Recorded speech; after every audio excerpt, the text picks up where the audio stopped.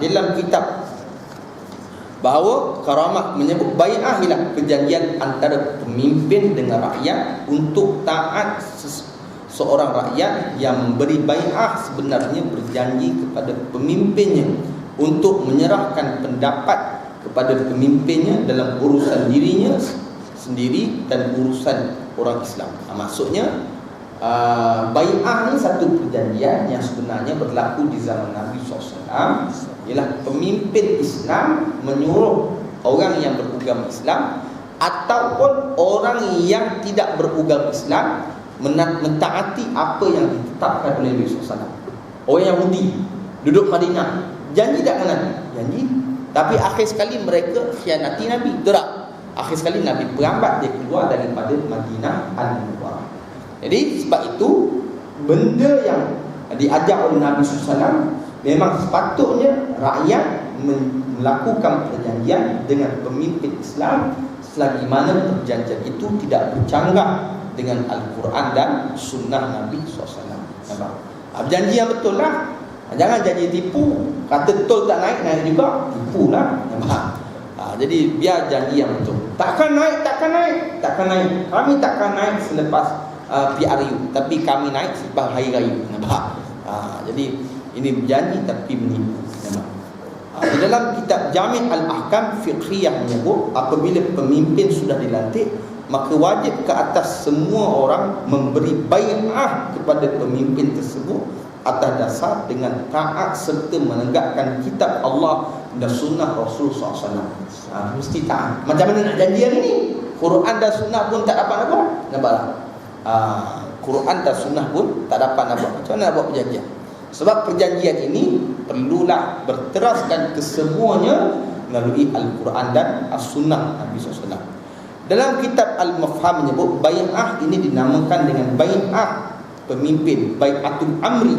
Dinamakan demikian adalah kerana maksud bai'ah adalah untuk menguatkan dasar-dasar dan taat tidak akan keluar dan memberontak kepada pemimpin, sebagaimana dalam hadis yang diriwayatkan oleh Ubadah bermaksud kami berbai'ah kepada Rasul SAW untuk dengar dan taat sama ada dalam susah maupun senang, suka ataupun benci, mendahului baginda SAW dari diri-diri kami dan tidak membantah arahan ahlinya Rasul SAW, kecuali kamu melihat kufur yang nyata dan kamu mempunyai dalil daripada Allah Subhanahu Wa Taala dalam perkara tersebut. Maksudnya mereka berjanji kepada Nabi SAW. Janji bukan janji saja, taat dan setia kepada Nabi SAW. Ini istilah dia wala'. Nampak? Ini yang jahat ni panggil, bila wala'-wala' ni benda yang sudah ada di zaman Nabi. Sampai ke orang Melayu kita, dia bukan panggil wala', dia panggil wala'un. Ajar tu. Ini biarlah dengan perkataan-perkataan yang sudah ada di zaman Nabi SAW. Jadi sebab itu kita mesti memahami sedang jemaah yang dimuliakan. Ada juga orang tanya, jadi hadis ni sahabat dia bai'ah, sahabat dia fabaya'nahu ala zalik. Kalau tuan-tuan tengok dalam petikan hadis, maka kami berbai'ah kepada Nabi SAW. Jadi sahabat dia berbai'ah kepada Nabi. Jadi adakah kita orang Islam yang lain perlu berjanji dalam hadis ni? Timbul soalan. Perlu tak jadi? Sudah tentu perlu. Sebab hadis ini bukan hanya untuk umat, tetapi kepada kita. Bukan untuk sahabat je, termasuk kepada kita sebagai umat Nabi Muhammad SAW. Jadi timbul pula orang kata, tapi tak ada pun macam mana kami nak berjanji. Nabi tak sebut pun suruh kita janji. Yang sebut berjanji ni sahabat bukan kita.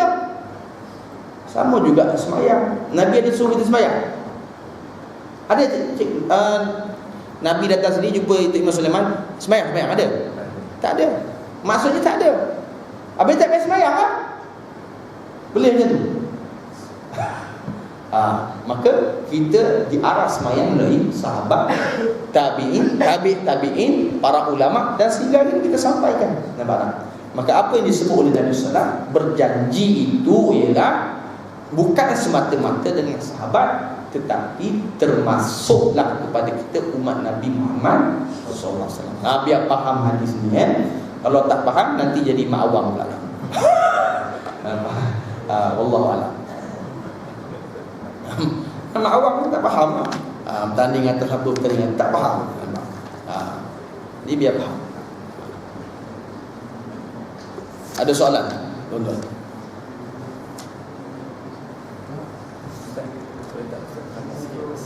Hari Tasu'a dengan Hari Ashura. Ashura dengan yang Syiah dia sebelum haram.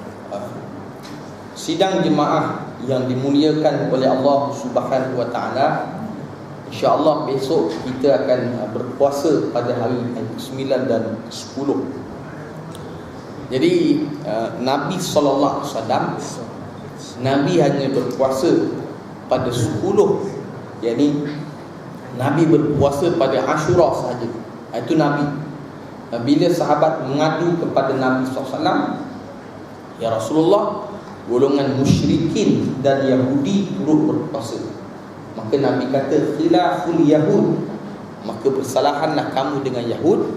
Dan kalau aku sempat pada tahun akan datang, kata Nabi, nescaya aku akan puasa pada 9 dan 10. Tapi Nabi tak sempat. Nabi hanya berpuasa pada 10. Dan Nabi mengarahkan kepada kita supaya puasa 9 dan 10 Muharram ini, insya-Allah. Kemudian Syiah ini, mereka merasakan hari Ashura ini hari yang akan diampunkan seluruh dosa-dosa dia. Bahayanya Syiah ini, kalau kita baca dalam buku dia yang beriman, Syiah yang teruklah, Syiah Ismailiyah, Syiah yang teruk, sampai ke mereka katakan hari ni kan besok lusa 10 Muharram, jadi imam 12 dia ni, Syiah ni kan tak sembahyang Jumaat. Orang tanya kenapa tak sembahyang Jumaat? Kerana imam dia ada 12 orang je, tempat lain tak ada. Jadi Syiah ni, dia imam 12 ni bermula daripada 10 Muharram tahun lepas sampai 10 Muharram tahun ni, dia akan berak tahi dia simpan, dan penganut dia akan ambil tahi dia, dia sampu kat muka semua penganut tu, tanda Allah Ta'ala mengampunkan dosa-dosa. Ini betul. Ini Syiah. Kalau tuan-tuan tengok nanti, inilah dia punya Syiah. Ini bahaya.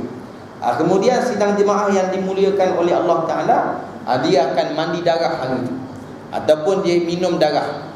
Budak-budak ni dia kan tak ada dosa, dia kata. Jadi macam mana nak ampunkan dosa selain mensapu seluruh najis yang tadi, lalu dia pun toreh kepala budak ataupun toreh badan budak tu, diminum darah budak tu, tanda Allah Ta'ala ampunkan dosa dia. Nampak? Ini Syiah. Bila dia buat? Hari 10 Muharram. Nampak? Ini Syiah. Dekat Gombak ni pun ada Syiah. Kampung Nakhoda. Nampak? Syiah. Ada dekat Gombak pun ada Syiah. Orang kata ada masjid Syiah. Saya kata masjid apa? Masjid Sayyidina Ali. Itu bukan Syiah, itu dalam masjid. Jadi sidang jemaah yang dimuliakan oleh Allah Ta'ala, kamu nak khoda, jaiz dia buat kajian. Memang ada Syiah kat sana. Syiah ni dia berkahwin, kalau dia bersetubuh dengan isteri dia, dia tak mandi. Tak mandi wajib macam kita mandi seluruh tubuh, kan? Syiah ni tak, dia mandi wajib. Dia hanya ambil pistol dia tenggelamkan, dia kata dah sudah. Kerana yang guna tadi pistol, bukan seluruh badan. Ini Syiah. Jadi betul, ni jaiz kita. Ada soalan?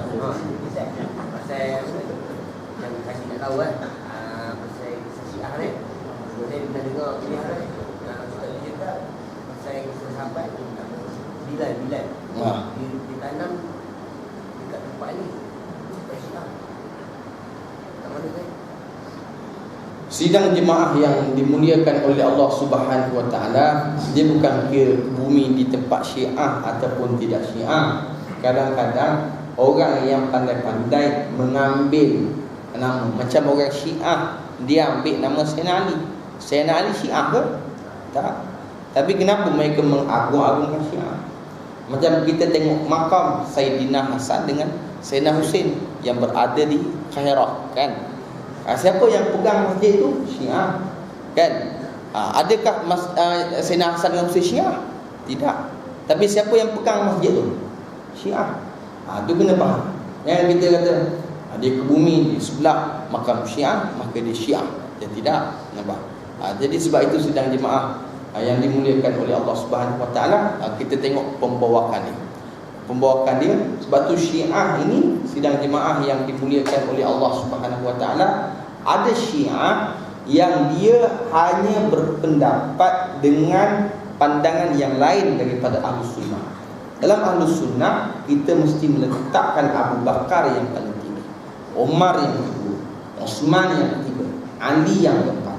Tapi Syiah, ada Syiah, dia Syiah yang lemah lah. Orang kata Syiah slow sikit. Syiah ni dia kata, saya tak setuju letak Abu Bakar, saya nak letak Ali dulu. Tapi dia sembahyang macam kita, dia puasa macam kita, dia zakat macam kita, dia haji macam kita. Fiqh dia ikut fiqh Syafi'i. Cumanya dia hanya nak biar Ali duduk atas, kemudian Abu Bakar, kemudian Umar, kemudian Osman. Itu yang ada di Yaman. Nampak? Tapi fiqh dia fiqh Syafi'i. Dia punya mazhab Syafi'i. Tapi yang dia mahu, dia tak nak letak Abu Bakar. Sedangkan dalam Ahlus Sunnah, dia mesti meletakkan Abu Bakar dulu, Abu Bakar, summa Umar, summa Osman, summa Ali. Itu kategori-kategori yang ditetapkan, yang diajak oleh para sahabat ridwanullahi ajma'in. Wallahu a'lam. Subhanakallahumma wa bihamdika asyhadu an la ilaha illa anta nastaghfiruka wa natubu ilaik. Wal 'asri innal insana lafi khusr alladzina amanu wa amilus solihat wa tawassaw bil haqqi wa tawassaw bis sabri. Assalamualaikum warahmatullahi wabarakatuh.